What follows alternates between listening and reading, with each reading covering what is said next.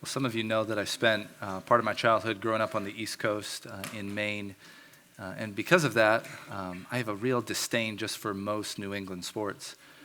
Aside from cheering for the New England Patriots every now and then, it's just something about like the Red Sox and the Celtics and the Bruins that I just don't like. You know, their teams I don't like, and their fans are probably more obnoxious than the teams themselves. So I just typically don't like encountering like Boston sports teams. But one thing I do like whenever I encounter the Boston Celtics is I like to be reminded that the Boston Celtics have more NBA championships than the Lakers. So it just always is encouraging when I'm able to do that, because I just remember then, as much as I hate the Lakers, at least the Boston Celtics has more championships than that. So it's always a comfort to me. And I was reminded that the Celtics have more championships than the Lakers when I read this story about Bill Russell. Bill Russell was one of the great players for the Boston Celtics when they run those string of championships back in the day. They have more championships than the Lakers. I don't know if I mentioned that. But they won it back in the day, and Bill Russell was actually inducted into the Basketball Hall of Fame in 1975. But do you know that Bill Russell skipped the induction ceremony in 1975? Do you know why? Listen to what he said. He said, "The Hall of Fame is an institution that honors individuals. But he declined because he believed his basketball career should be remembered as a symbol of team play." See, he didn't want to go and receive the accolades, even though he was a great player. He didn't want to go have the spotlight shined on him. He knew that any success that he had, and the reason that he was able to make it to the Hall of Fame, which, by the way, the Celtics have more players in the Hall of Fame than the Lakers do, just so you know, the reason that he got there was because he was part of a great team. See, his basketball career transcended just his individual nature, and that's so refreshing actually just to hear. Even if you read about players nowadays, they're just so individually focused. But Russell understood it's got to transcend more than one person. It's got to be about the team. And I think that's what we're going to learn in the book of Nehemiah this morning. So I want you to take your Bibles with me and go to the book of Nehemiah, chapter 3. If you're not angry at me enough already, Lakers fans, go with me to Nehemiah 3, and we're going to point out some things that I think will be very helpful for us. Nehemiah chapter 3. Now, if you notice on your notes, we are trying to cover 2 chapters of the Bible this morning. So buckle up, okay? How you say, Pastor, how are we going to be able to cover 2 chapters when sometimes we don't even cover 2 verses in the ceremony? Well, chapter 3 is a bunch of names, okay? Chapter 3 is a list of names of people who are doing the work that Nehemiah is requiring them to do. And I thought, man, it is so unfair for me as a pastor to sit up here and have to read the entire chapter and pronounce these difficult names. So why don't you all stand, and I'm going to give you each a verse to read, and you're going to pronounce the names. I'm kidding. I'm not going to make you guys do that.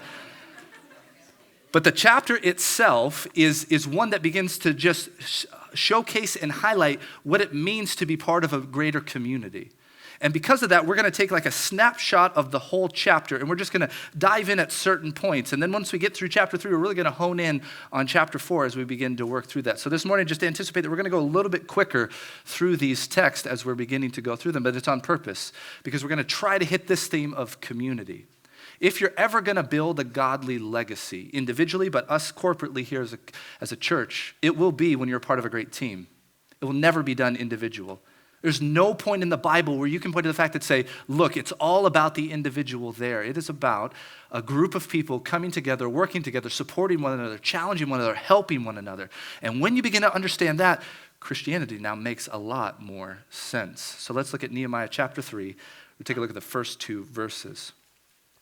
Then Eliashib, the high priest, rose up with his brothers, the priests, and they built the sheep gate. They consecrated it and set its doors. They consecrated as far as the Tower of the 100, as far as the Tower of Hananel. And next to them, the men of Jericho built, and next to them, Zakur, the son of Emri, built. So what we have here is a snapshot really of what's going to happen in the entire chapter. You know, if you've been with us since the beginning of Nehemiah, that it started with a sense of urgency. Nehemiah knew that the people, although Cyrus, in God's plan, had decreed that the city of Jerusalem should be rebuilt, that work was stopped by Artaxerxes. So Nehemiah prayed and planned and with wisdom got Artaxerxes to be on the same page as him because he was passionate to do something for the name of God and go back and build Jerusalem. And we saw that last time. He took that look at the city and knew what he was going to do. And now in chapter 3, we begin to see this work together, where people are a part of a community, part of a team, and they're working with one another to accomplish something bigger than themselves. And that's going to be very helpful. And whenever you really aim for something high, you really begin to understand the need for a great team. So let's put this down, number one, this way. We need transcendence to compel our interdependence. It's a long point, but I think it's helpful. We need transcendence to compel our interdependence. That's our connectedness. If you're going to do something great, the moment you begin to realize the scale of that greatness or feel the immensity of the weight of doing that great work, you will begin to realize, I cannot do this alone. And when you have a transcendent purpose, meaning it's more than just a menial task, meaning it's more than just something that's mundane, when you have that transcendent, majestic purpose, which we do, living for the honor and glory of the God of the universe, when you experience something transcendent like that, you realize very quickly you will never be able to do that alone. When you grasp the transcendence of what's going on, you will be desperate for the need of community. And that begins to let us pause right there and just ask the question, what are you aiming for in your life? Because you will very quickly begin to see the people around you and the number of people around you and the things that you're aiming for are really showing you and are a litmus test to the transcendence of the aim of your life. A lot of people who maybe are that loner type, don't have a lot of people invested in them, aren't really aiming for much more than their own self-preservation. But if you're a Christian, you are called to live for the honor and glory of Jesus Christ, to display his glory to the world. And with temptation that comes in and opposition that comes in and everything that could face you, you find out very quickly that if I don't have a bunch of people interconnected into my life, if I don't invest in other people and they invest in me, this is not going to happen.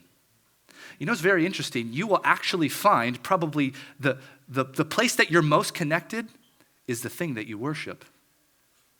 Listen, right now, if you could think like, okay, if I have a business problem, there's like 15, 20 people I could call. I know I have connections here, networks there. If you know that could happen, it's because you're connected there and you realize you need that help and you want to help other people. What about at church? Like, if something went down, like, do you have people you could call? Do you really have someone that you could depend upon? Do you really have those people that are invested in your life enough to know, oh, hey, they didn't show up because I know something's bad. I need to be there to help them right away. When you begin to look at that Rolodex, and do people use Rolodexes anymore? I don't know if they use that. The contacts in your phone. When you begin to look at that on your iPhone, you begin to see like, okay, where am I most connected? And that's probably where you worship. We of all people should be the most interconnected, interdependent upon one another because we all realize, like that Upward series, we all came in this together by the grace of God through the gospel of Jesus Christ. We're all together in this community aiming for something bigger than ourselves. It cannot be about us. It must be about something much bigger. And that's what Nehemiah has shown us this whole time. It's about the name of God, the reputation of Yahweh amongst the nations. We have to rebuild Jerusalem so his name can be here and we can fellowship with him and the glory of God will be restored. We've seen that over and over again. Look at how we see that in chapter 3, verse 1.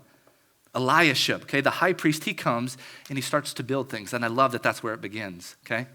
Because you can do a lot of things go back to like Leviticus, you can read a lot of things that the high priest is doing, lots of responsibilities. He's making sacrifices, he's praying for people, he's teaching the law to people, he's doing a lot of spiritual things. There's a lot going on for the high priest. But you know what there's not a lot of in Leviticus about the high priest role? Not a lot of construction tips, okay? No Chip and Joanna Gaines insights that are coming into Leviticus right there. Because their focus is not the manual labor, it's the spiritual concern of the people. But guess who's bought into the community working under Nehemiah about the honor and glory of God?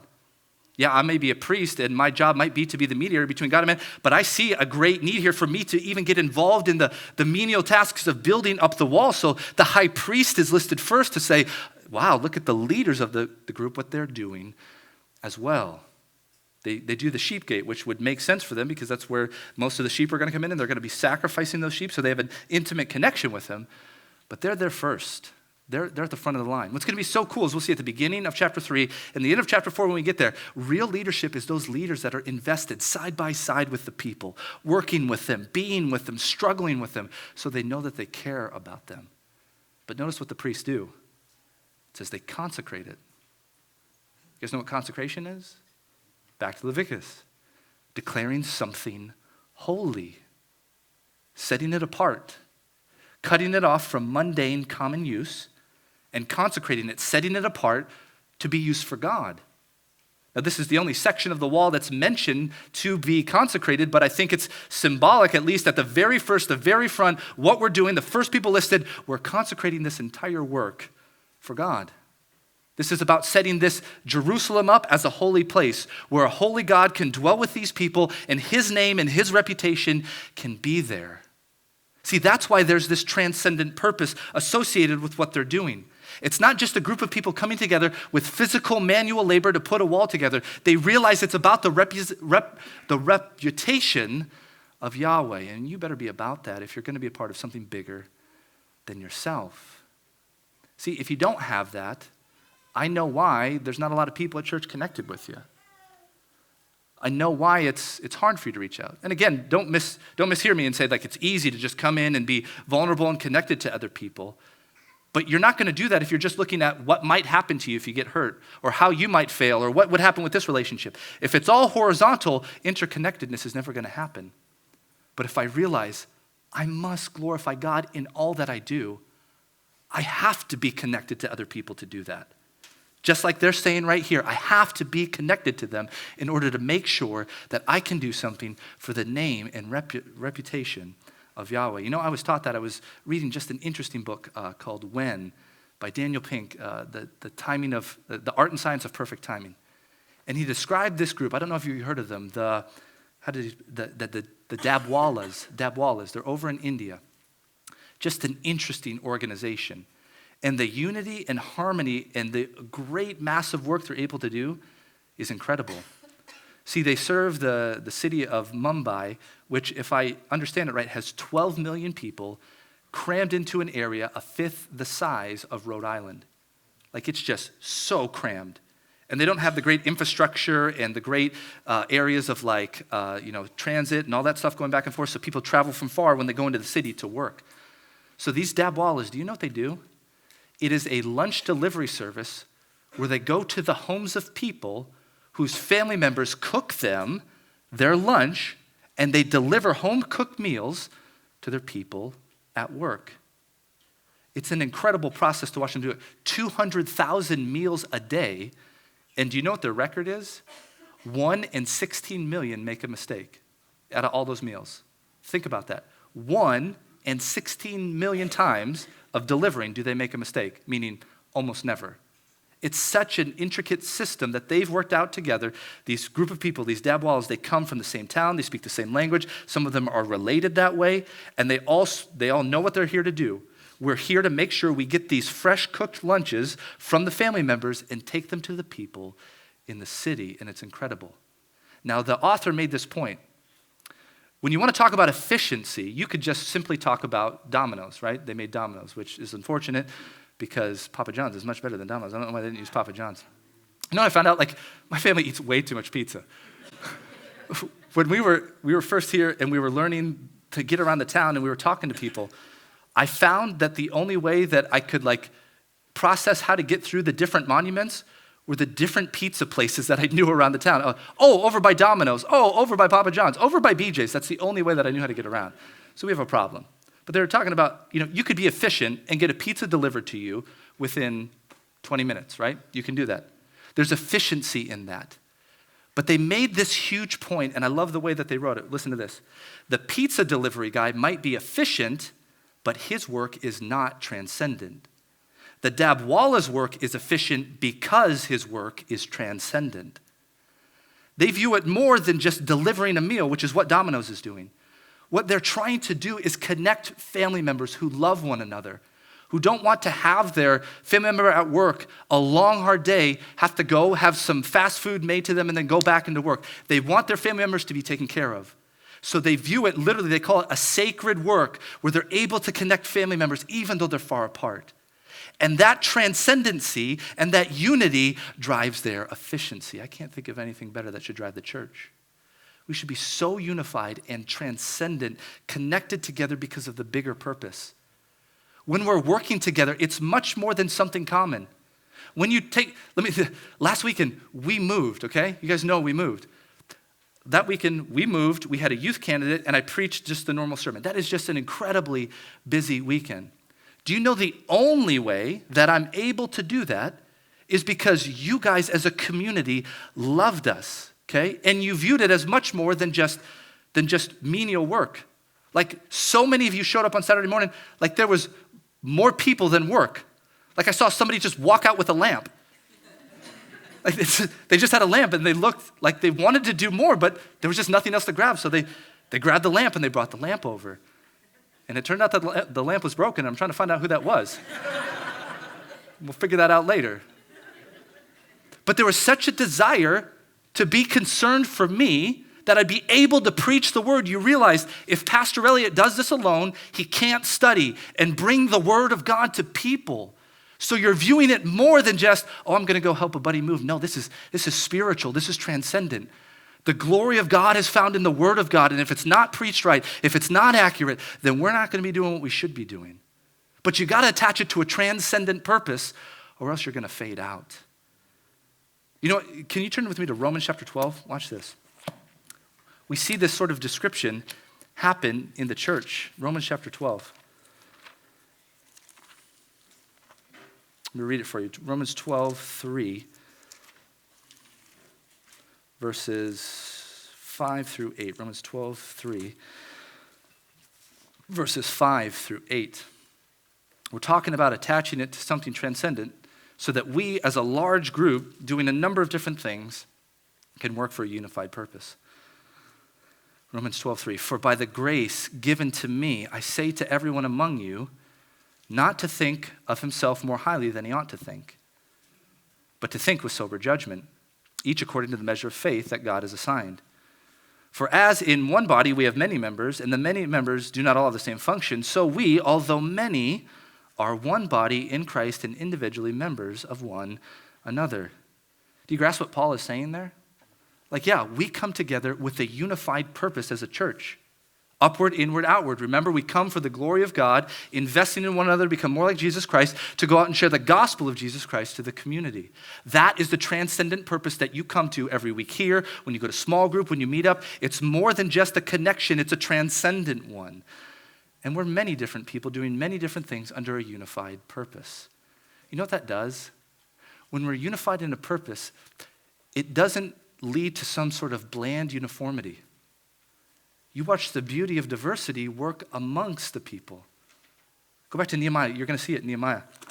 If you were to just read the rest of the chapter, okay, we have Nehemiah 3, 1 and 2. We see these people working side by side, and they're building in such a way that they're going to get connected. The wall is going to come up because this person's working this way and this person's building this way, and you just begin to watch the diversity of people get together.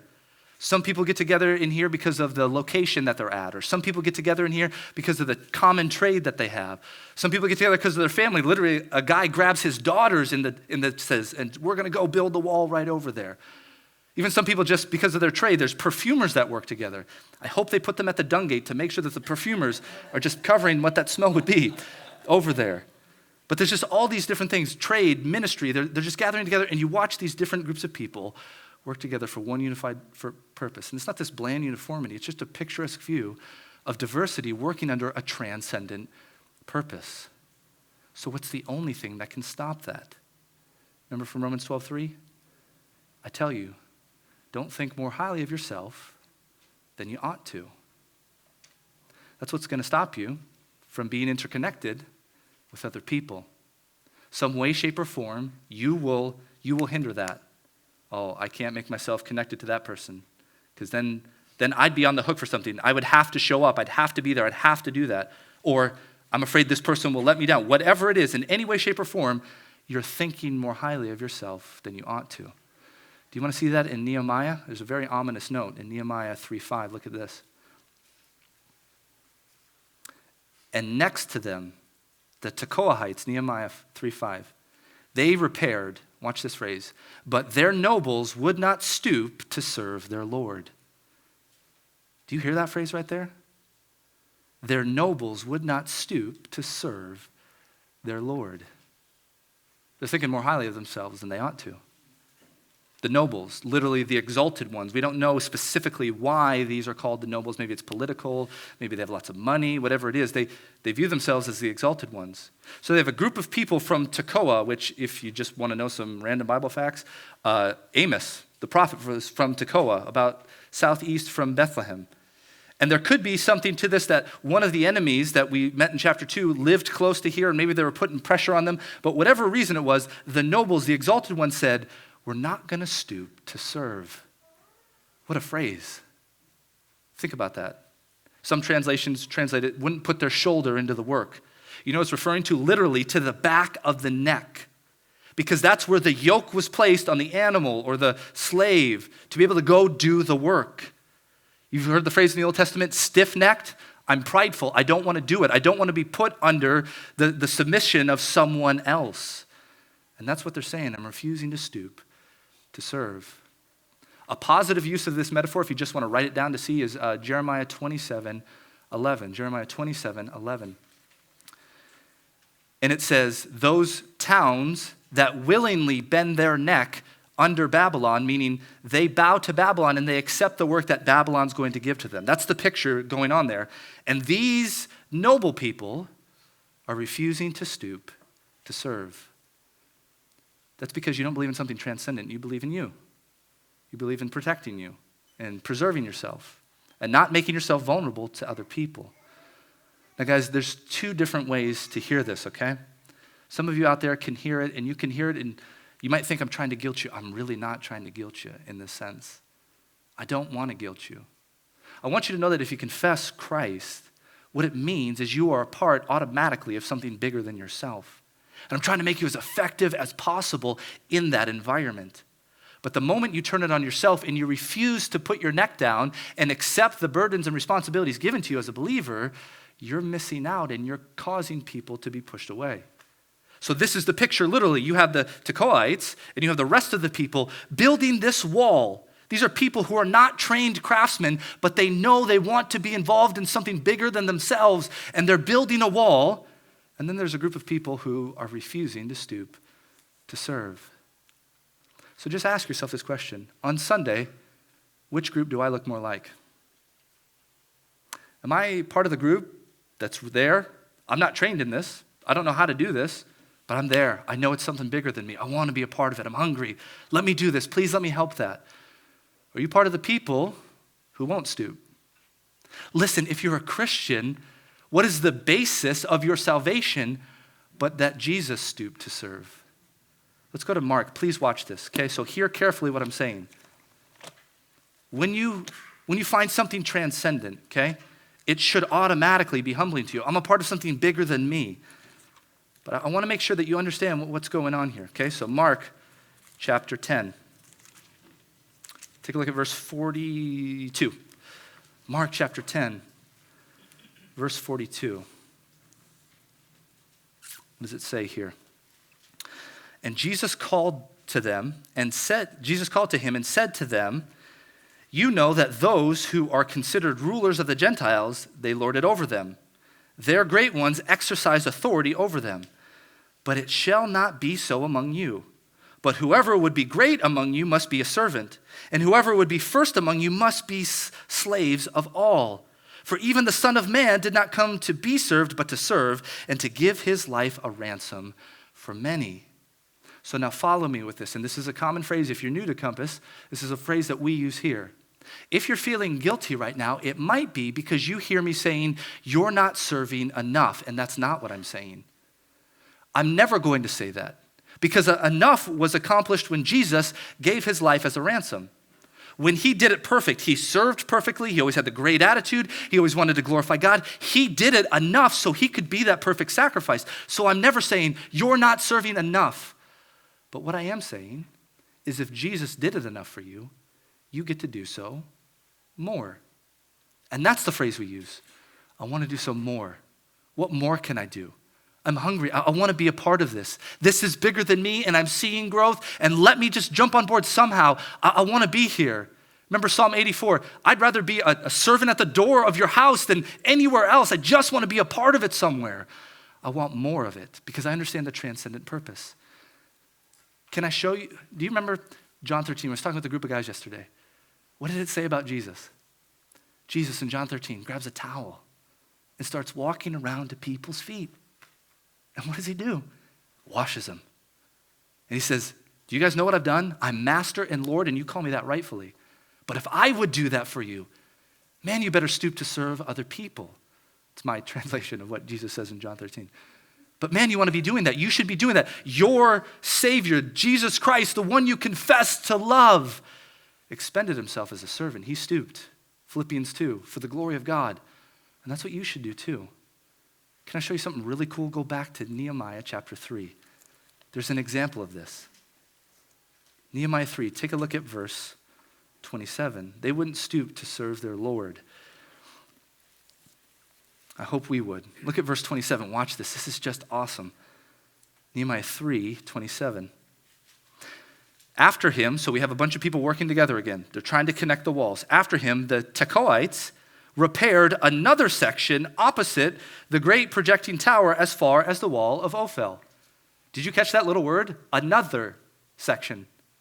This is back to chapter 3, verse 5. The Tekoites, they're taking care of their section, even though they're nobles, the people who view themselves as too good to stoop to serve. The Tekoites still get together and they build their section of the wall, and then they go to another section and say, give us more. Let us build this one. We're going to put our hand to the work over here. It's because they're excited to do more. You know what the New Testament example? It's the Thessalonians. You guys remember Thessalonians 1? We studied that book, Reverberation series. Chapter 1, verse 3. I've heard of your work of faith, your labor of love, and your steadfastness of hope. You guys are out there and you're doing it. You're a great representation. You're spreading the gospel. God's work is being done. His glory is being known. It's all out there. But what does he say in chapter 4? With your holiness and your love, you know what you need to do? Do it more and more. Because it's a transcendent purpose. Your holiness represents a holy God. Your love encourages the community around you because you've received the love of God. Do it more and more. And when you see it just as the bigger picture involved in a transcendent purpose, that's what's going to drive your interconnectedness. If you don't view it as something bigger than yourself, and it's simply just folding a chair at the end of the day, or it's simply making a phone call, it's going to fade really quickly. But if you see it as transcendent, it's bigger, it's for God, well, you're going to make yourself vulnerable to people. And you're going to allow them to invest in your life as well. This was made known to me in a illustration from the Boston Marathon. You know the Boston Marathon just took place? And the winner of the women's division was an American by the name of Desiree Linden. And just reading her story was good. First of all, because when I read it, that means I didn't have to run the Boston Marathon to experience. So that was really good. I just didn't want to be a part of that. But it was just so comforting to read her mindset going in. So Desiree Linden gets to the race, and you know what she says at the beginning? She says she didn't feel good. I mean, it was a bad day. If you knew anything about the Boston Marathon, 30-mile-an-hour winds coming at you, okay? Not behind your back pushing you, 30-mile-an-hour freezing winds, winter conditions, snow coming down, coming at you, and you're going to run a marathon. She said, I didn't feel like running. I didn't even know if I was going to finish the race that day. But you know what? She's a team player. And she says, there's a ton of American pride on the line. We want an American to win the Boston Marathon. So there's a group of them that got together. So she says, okay, it's not going to be for me. It's going to be for the team. So she looked at her teammate and said, hey, can I run in front of you? So I block the wind, and you're able to save and conserve energy. Well, that's a bigger purpose, transcendent than herself. She didn't feel like being there. She didn't want to run, but she cared about other people. Maybe you've got a chance to win. Maybe if I take the brunt of this, you could be the one who wins. The person she was blocking for actually had to stop for a restroom break. So you know what she did? Instead of powering ahead and becoming the first on the team, she slowed down so that person could catch back up so she could draft behind her, which was incredible. And she was the one who ended up winning the race because her mindset was bigger than herself. She wasn't there for Desiree. She was there for other people. And that just caused her to compel forward. I'm not thinking about myself. And all of a sudden, she's winning the Boston Marathon. Do you have that transcendent purpose? It doesn't always feel good. Sometimes it's really hard. But when the feelings don't determine what we do and the transcendent purpose causes that, who gets the glory? Well, God does. It's exactly what we want to be doing. We want to make sure that we live that way. Back to Nehemiah. Look at chapter 4 now. I love this switch that goes on. We saw the interconnectedness of the people working together because they're a part of something transcendent. But now chapter 4 opens us some very important things. Nehemiah chapter 4, verses 1 through 6. Now when Sanballat heard that we were building the wall, he was angry and greatly enraged and jeered at the Jews. And he said in the presence of his brothers and of the army at Samaria, "What are these feeble Jews doing? Will they restore it for themselves? Will they sacrifice? Will they finish up in a day? Will they revive these stones out of heaps of rubbish and burned ones at that?" And Tobiah the Ammonite was beside him and said, "Yes, what they are building, if a fox goes up, it will break down their stone wall. Hear, O God, for we are despised. Turn back their taunt on their own heads and give them up to be plundered in the land where they are captives. Do not cover their guilt. Let not their sin be blotted out from your sight, for they have provoked you to anger in the presence of the builders. So we built the wall, and the wall was joined together to half its height, for the people had a mind to work." What a beautiful section. Would you hear over and over again? We build, we built, we did this. How easy would it be for Nehemiah to say, guess what I put together? Guess how I orchestrated this? In fact, when you go back, and I encourage you to read all of chapter 3, you'll see all those different people working together. Find out how many times Nehemiah talks about himself. He's not there. You don't see Nehemiah. In fact, he switches from, if it's Nehemiah, the author of chapter 3, he switches from the first person narrative with the first 2 chapters to now the third. He did this, and this group did that, and they did this. And this guy's just talking about what other people are doing. Now in chapter 4, now it's we did this. We built together. If you've been with us just a short amount of time, you might not have known this, but I hope the rest of you have caught this, that barring a few different special Sundays for like a Easter service or a Christmas service, every Sunday, including this Sunday, we have points that are given to you. And what is the first word that is always in every single point? We. That's designed for a reason. Not because there's not other pronouns that I could use, there are. But I want you, every single time that you come, to think, oh yeah, we need to do this. Me included, you included, together, transcendent, with a bigger purpose in mind, working together side by side. So now we're attached to something greater than ourselves, and we're doing it together. We need to do that. So number 2 on your outline, we need unity to overcome opposition. You guys understand that? We need unity to overcome opposition. Opposition we've seen already. There's been mocking that's been there. We see it here now. The mocking intensifies. And we'll look at this more in a few weeks when we really focus in on that opposition. But what you're going to see is like anger is associated with the other people. They're angry at the success of the unified group that is attached to a transcendent purpose. So their anger is causing them to intensify their opposition towards them. You got to have unity. When you have unity, it will not eliminate the opposition, but it will always overcome it. We should expect, if we see success for the glory of God in a unified purpose, that opposition will come to us, but it shouldn't scare us. It shouldn't deter us. It should keep us doing what we should be doing. And doesn't Nehemiah show us that here?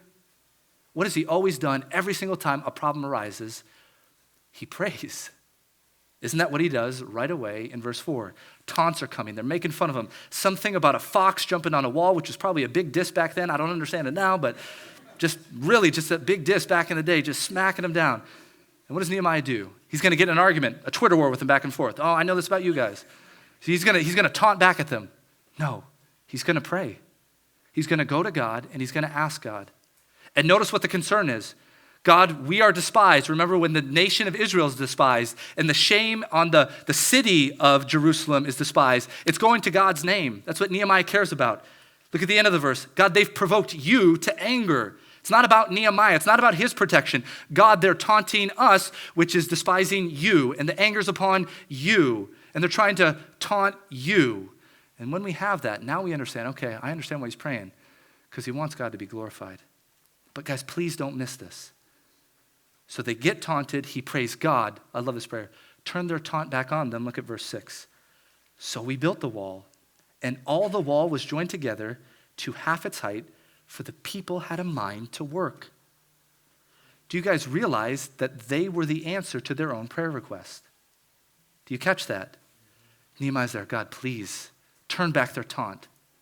But does he just sit there and wait for God to do it? No. He goes and does the work. And him being active and involved in a community with a transcendent purpose starts to find success to now the wall's half built, it's all connected, and now they're becoming the answer to their own prayer request. The taunts are being turned back on the people. Yeah, we are going to accomplish this. It is going to be really quick, and it's going to be done for the honor and glory of God, and what you say will not stop us. Because I hope you begin to, as you're a part of this community, really take that to heart and think about it.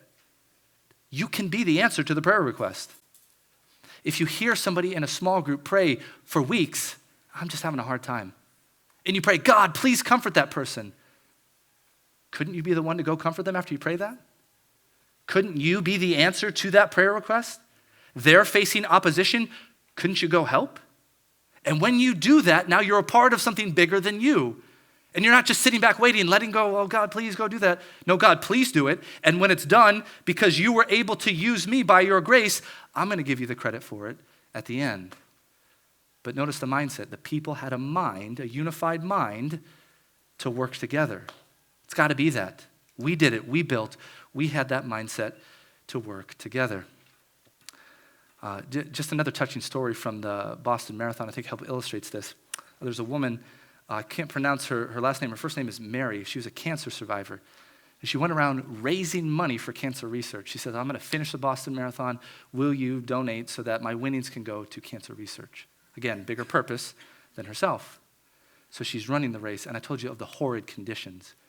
She gets to mile 15. She's a cancer survivor, so you know her body has been riddled with chemo and radiation and all those things. Mile 15, she goes into the medic tent, blue lips, shivering, doesn't know if she can finish the race. So she calls her husband and says, I don't think I can do this. He says, hey, why don't you come home? Why don't we get a shower, some fresh, dry clothes, and I'll go back and finish the race with you.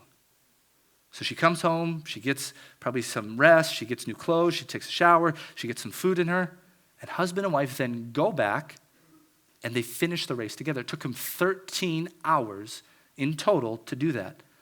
But it was dedicated to a bigger purpose. And watch what the husband did. Okay, let's just say the husband was a Christian. The husband doesn't get the phone call and go, okay, sweetie, I'm really going to pray that you have the ability to finish that race. No, he might have prayed that, but he becomes the answer to the request. Let me run the rest of the race with you. Let me have you come home, let me take care of you, and then let me help you along the way.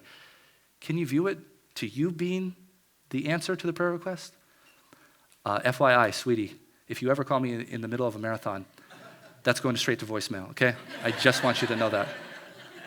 All the illustrations, I'll do the other ones, okay? Any of these, you call me, straight to voicemail, and maybe call somebody else, okay? Because I'm not running that marathon with you, okay? You made that choice yourself. But the transcendent purpose, right? Transcendent purpose, husband and wife, he became the answer to his own request. Watch how that continues to happen in Nehemiah. Take a look at Nehemiah 4:7. But when Sanballat and Tobiah and the Arabs and the Ammonites and the Ashdodites heard that the repairing of the walls of Jerusalem was going forward and that the breaches were beginning to be closed, watch this, they were angry. Again, highlighting the anger they feel because they see success. Sometimes the success will silence them, but sometimes it spurs them on to greater opposition. So they plotted together to fight against Jerusalem, and watch this, to cause it into confusion. Why? Because the unity is the power. They're unified under a transcendent purpose, and they see that when they're working together, they're going to accomplish whatever they set out to do. So we got to confuse it. We got to threaten them. We're not just going to mock them now. They're literally going to come and taunt them, and they're going to bring weapons, and they're going to try to confuse them so that the unity stops. If they stop the unity, then they stop the progress. What the community needs to know is that if we band together though still, and we work together because we're a part of something bigger, the opposition's going to come, but it will never succeed. Why? Take a look at what Nehemiah does. And we prayed to our God. Right to God again. God, you're going to do this. This is going to be you. But does Nehemiah stop there for protection? No. What does he do? He sets the guard and puts protection on them day and night. He's the answer to the prayer request. God, protect us from these people. They're going to hurt us and they're going to harm us. Is that all he does is just sit there? God, please protect us, protect us. No, he prays, God, protect us, and he sets the guard. He's the answer to the prayer request, not so that he gets the glory, but when the outcome happens, he can give it then to God. But he's the answer to the prayer request. Day and night that's going on. I think we got to have that mindset. Because if we don't, you know what's going to happen, guys? Take a look at verse 10. This becomes the hardest part of resisting it. The opposition is going to come, and they're going to try to confuse us.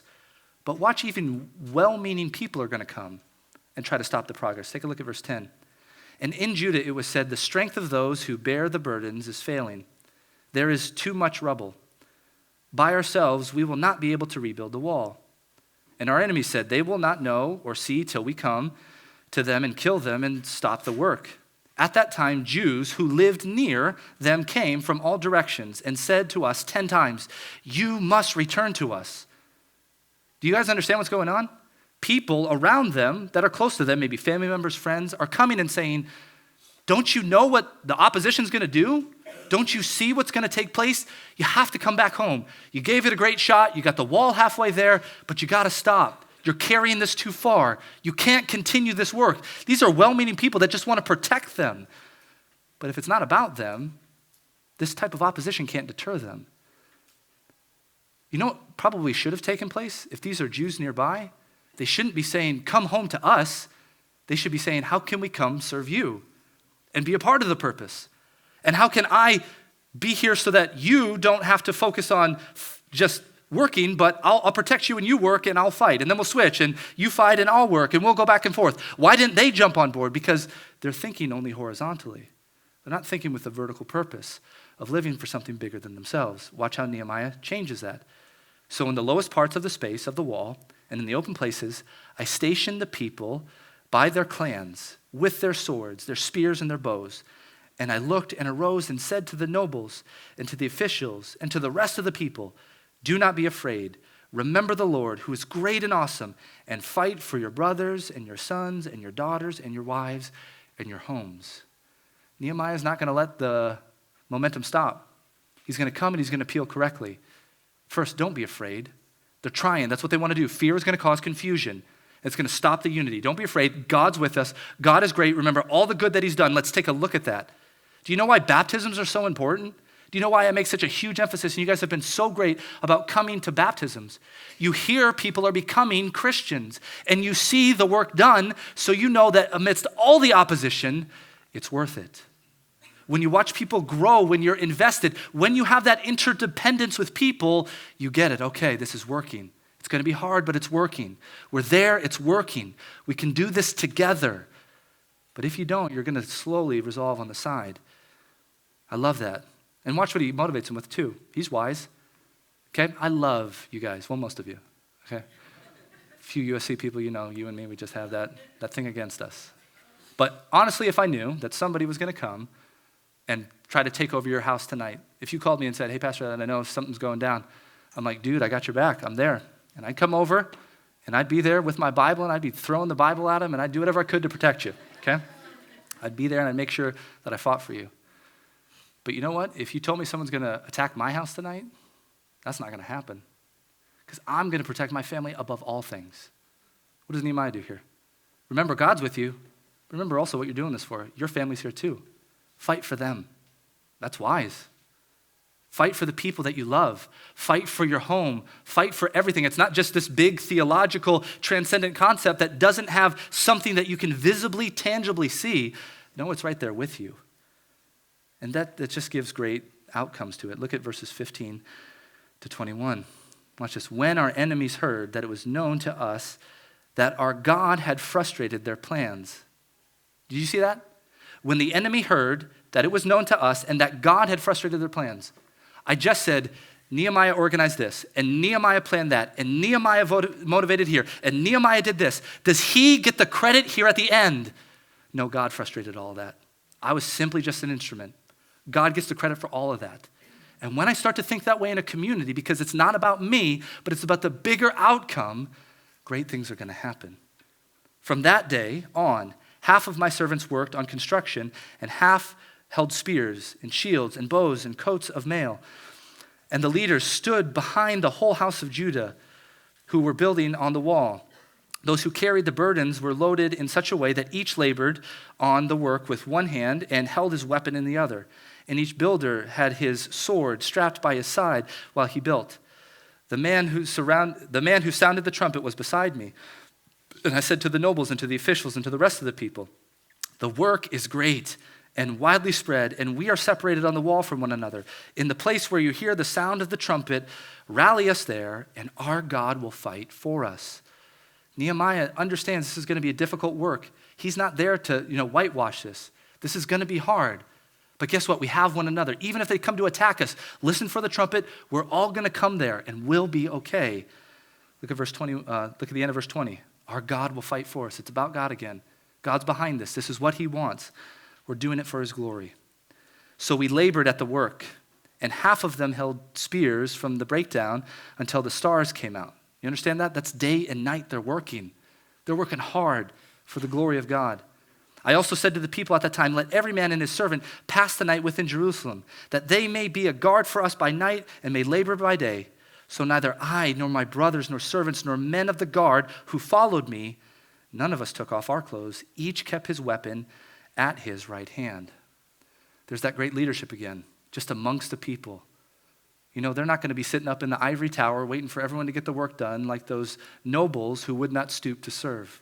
They're literally not even changing their clothes. They're there day and night. We're right by your side. We're right here. And when you have a community like that, you watch God do something great because it's a mindset that is not going to bow to opposition. Can I show you the New Testament verse of this? Go to Philippians. Philippians 1:27. We preached that as one of the first book that we went through. Philippians 1:27. And I remember studying this. I remember the effect it had on my life. I love thinking about it. But just hear the unity, hear the transcendent purpose, hear the lack of fear in the opposition, because we have a great God behind us. Philippians 1:27. Only let your manner of life be worthy of the gospel of Christ, so that whether I come and see you or am absent, I may hear that you are standing firm in one spirit, with one mind, striving side by side for the faith of the gospel. Do you guys see that unity of purpose? It's bigger than them. You're striving side by side, one mind, one heart, one spirit, for the faith of the gospel. Verse 28, and not frightened in anything by your opponents. They're going to be there. Don't be frightened by them. This is a clear sign to them of their destruction, but of your salvation, and that from God. Guys, opposition will come. God has been so kind to this church. And in a year and a half, just watch what he's done. We want to ask him to do more, but we should anticipate that if he does more, opposition will happen. But the mindset must be unified. It must continue. You must not be part of the problem. You must be part of the solution with the same mind working and moving forward, because it's bigger than all of us. It's about the transcendent purpose of a God who should be glorified. And guys, when you do that, there is a joy that you will experience because you're emptying yourself for a purpose that you were created for. I told you guys a few weeks ago that I read a book, Boys in the Boat, just a great book. Again, I commend it to you. There's a section in that describes what took place after the boys in 1936 from the USA won the Olympic gold medal. Just listen to the description there by author Daniel Brown. One of the oarsmen came to understand how those almost mystical bonds of trust and affection, if nurtured correctly, might lift a crew above the ordinary sphere and transport it to a place where 9 boys somehow become one thing, a thing that could not quite be defined, a thing that was so in tune with the water and the earth and the sky above that, as they rowed, effort was replaced by ecstasy. When everything is done right, and there's that unity and harmony, and everyone's rowing at the right time, and everyone's exerting all the effort that they have at the right time, there's such an amalgamation of everything that comes together that you feel this sense of elation and joy that you've never felt before. Why? Because only God can bond together that way. And when we as a church do that, you will start to feel the confidence that God is at work among us, because it's not about us, it's about him. So let's pray that he would give us that spirit to be that unified right now. God, we must say, not to us, O Lord, not to us, but to your name give glory. In a day and age where the culture around us, it hasn't changed from the time of Nehemiah, a day and age where the culture around us will say it is about the individual. It's about meeting your needs. It's about being invested in what protects you and what preserves you. Father, may we look so different. We have to be that way, Father, if we're going to make an impact. So God, challenge our hearts, challenge our minds to be living for something bigger than ourselves, understanding your majesty, your glory, your greatness, God. May we never be afraid to stoop to serve, but may we encourage to do that more and more because we've seen your good hand be behind those things. And God, thank you for Jesus Christ who has done that for us perfectly and shown us the way that we can do that. And amidst all of that, Father, help us to be able to love one another well.